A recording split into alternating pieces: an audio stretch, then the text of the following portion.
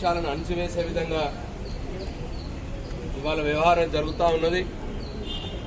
ఇదంతా కూడా ముఖ్యమంత్రి గారి కనుసన్నల్లోనే జరుగుతూ ఉన్నది. సాంప్రదాయాలకు విరుద్ధంగా, నియమాలకు విరుద్ధంగా వ్యవహారం చేస్తూ ఉన్నారు.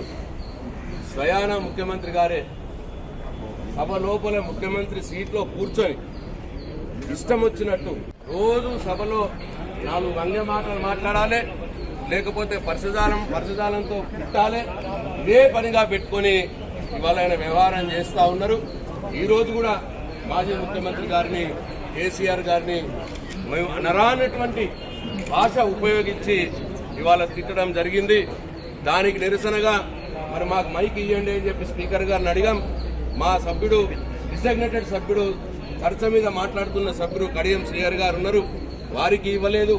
ఎవరు మాట్లాడినా మా సభ్యులకు ఎవరికి ఇవ్వలేదు.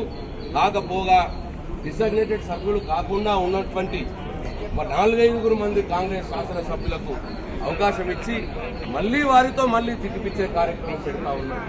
అంటే కేవలం శాసనసభలో ఉన్న మైకు అధికార పక్ష సభ్యులు మమ్మల్ని తిట్టడానికే వాడుతున్నట్టుగా అగుపిస్తా ఉన్నది. అది తప్ప వేరే పని లేదు. కాబట్టి మాకు అవకాశం ఇవ్వండి, మా నిరసనను తెలియజేస్తాం అని చెప్పినా కూడా 15 నిమిషాలు స్పీకర్ గారికి రిక్వెస్ట్ చేసినా ఎల్ఏ మినిస్టర్ గారికి పోనీ మీడియా దగ్గర ఇవ్వండి అని అంటే అక్కడ కూడా మమ్మల్ని పోనీయట్లేదు, రిస్ట్రైన్ చేస్తూ ఉన్నారు.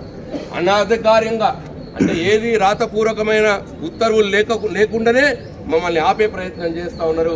పోలీస్ జులుంతో పోలీసును ఉపయోగించి మమ్మల్ని సభ ఆవరణలో గౌరవ శాసనసభ్యులకు తిరిగే అధికారం ఉంటుంది, ఎక్కడికైనా వెళ్లే అధికారం ఉంటుంది. ఇట్లా ఇనుప కంచెల్ని పెట్టి ఇవాళ పోలీసులను ఉపయోగించుకొని ముఖ్యమంత్రి గారు మమ్మల్ని ఆపే ప్రయత్నం చేస్తూ ఉన్నారు, మా గొంతు నొక్కే ప్రయత్నం చేస్తూ ఉన్నారు. దీన్ని మేము బీఆర్ఎస్ఎల్పీ శాసనసభ పక్షం తీవ్రంగా ఖండిస్తూ ఉన్నాం.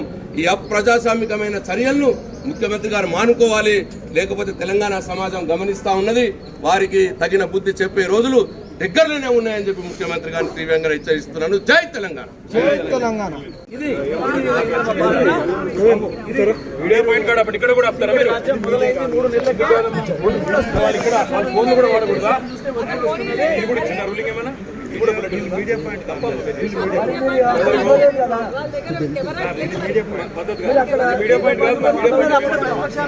ఎక్కడ కూర్చున్నాం రోడ్డు మీద? ఎందుకు అనుకుంటున్నారు? అప్పుడే ఎందుకు భయపడుతున్నారు? ఎందుకు మాట్లాడడానికి అవకాశం ఇవ్వరు? ఇక్కడ కూడా ప్రాబ్లం. సభలో లేకపోయినా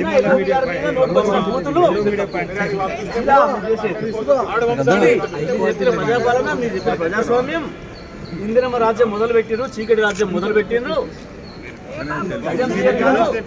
కడియం శ్రీహరి గారు